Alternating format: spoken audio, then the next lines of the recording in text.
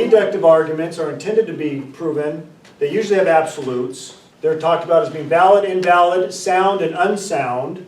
For a deductive argument to be valid, we look to see if the premises are true, the conclusion must be true, or the inverse of that is it's impossible for the premises to be true and the conclusion is false. Once it's valid, we look to see if it's sound. So let's talk about these a little bit more because these are way more complicated, right? So it's deductive, you think. These are clearly claims, and are they intending to prove our conclusion or just add support? You see how they are intending to prove the conclusion to be true? One of the ways to look at this is you start from your conclusion and go backwards.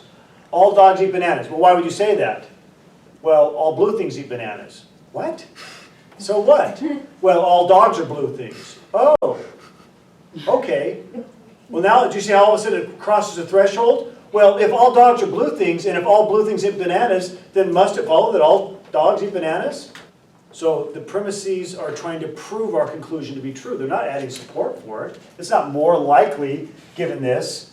All dogs eat bananas. Why? All dogs are blue. Does that make it more likely to be true? No. It's not making it more likely. It's setting up a scenario whereby if our premises are true, our conclusion must be true. That's this, right? If our premises are true, our conclusion must be true. That's the type of argument we have here. So we have a deductive argument.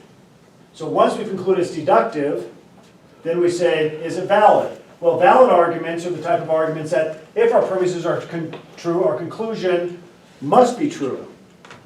So we say, if, must it follow? If all dogs are blue, if all blue things eat bananas, must it follow that all dogs eat bananas? Yeah. Let's do the inverse. Is it possible that all dogs are blue, that all blue things eat bananas, and that dogs don't eat bananas? Is it possible that that could happen if those things are true? No. They'd have to eat bananas, wouldn't they? There's no other explanation. All dogs have to eat bananas. Why? Because all blue things eat bananas. So what? All dogs are blue things. Oh, well, if all dogs are blue things, and if all blue things eat bananas, all dogs must eat bananas. Do you see how it's valid? It's valid because if our premises are true, our conclusion must be true. Then, only then do we look to see whether it's sound. If you have an A, then you have a B. Okay, if you have an A, you have a B. I have an A, so what must I have? Therefore a B. If A, then B, A, therefore B. Does it matter what A and B is? If you have a dog, it must eat bananas. I have a dog, therefore it eats bananas. We're studying the form more than anything else until we get to soundness. And only when we get to soundness do we determine whether that's true. Is it true that if you have an A, you have a B? It's not until you fill in and flesh out the wiggly lines and you translate them that we now get to the soundness. Is it sound? No. No. If you were to go out in the street and say, are all dogs blue? No, they're not. What if I were to say this? All dogs are blue, all blue things eat food, therefore all dogs eat food. You see how my conclusion is true? But we don't give a crap about the conclusion. Why don't we care about the conclusion? Because it's valid. And what is a valid argument? A valid argument is a deductive argument where if the premises are true, the conclusion must be true. So if this is a valid argument, we already know that if my premises are true, my conclusion must be true. So we don't look at my conclusion because I already know that it's going to be true if my premises are true. Is that universally known to be true? No. Is that universally known to be true? No. Therefore, it is unsound. That's a deductive, valid, unsound argument. Claims? Yes. Argument? Yes. Two-part structure of claims where one is given as a reason for believing the other is true. Type of argument? Deductive. We go in reverse. Trump is mortal. Why would you think that? He's a man.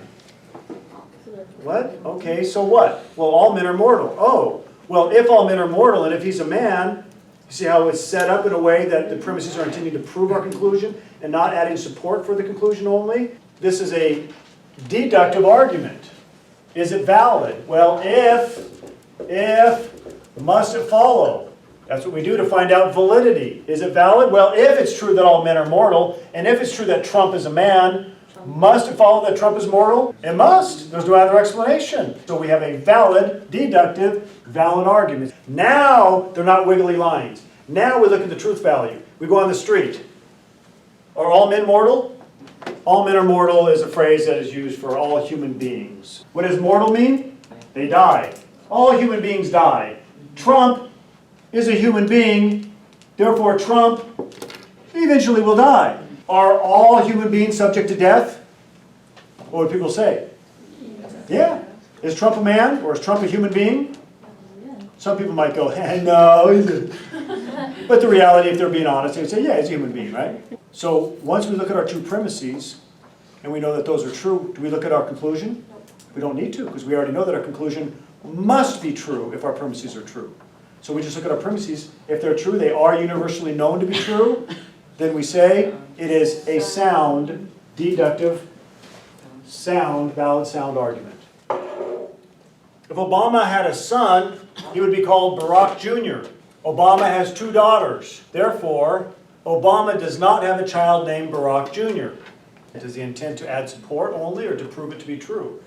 So you look at the conclusion and go in reverse. Obama does not have a child named Barack Jr. Why? Because he has 2 daughters. So if Obama had a son, he would be called Barack Jr., but he has 2 daughters. Is it adding support or trying to prove it true? Trying to prove it true. It's a deductive argument. It's intending to prove that he does not have a child named Barack Jr. Why?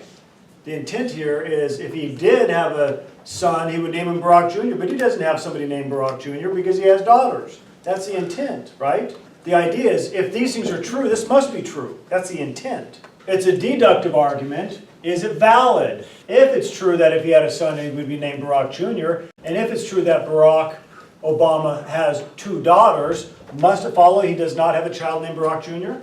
It doesn't. He could have a son. Do you see that? You saw that, right? Did everybody see that?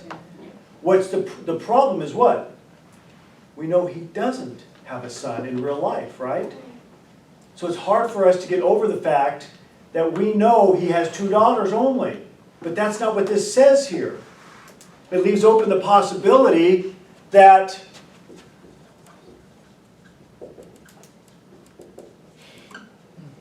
that could be the case. It doesn't say he doesn't. It doesn't say he only has 2 daughters and no other children. So it's possible without this that this could be true. If he had a son, it'd be Barack Jr. Okay, that could be true. And this could be true that he has 2 daughters. And this could still be false. Because he could have a son named Barack Jr. It's deductive and it's invalid. Why is it invalid? Because the premises, if true, don't prove our conclusion. It's possible for our premises to be true and our conclusion false. So then do we look at soundness? No. Why don't we look at soundness? All sound arguments are deductive, valid arguments where the premises are true. Since this is invalid, we know that it can't be sound.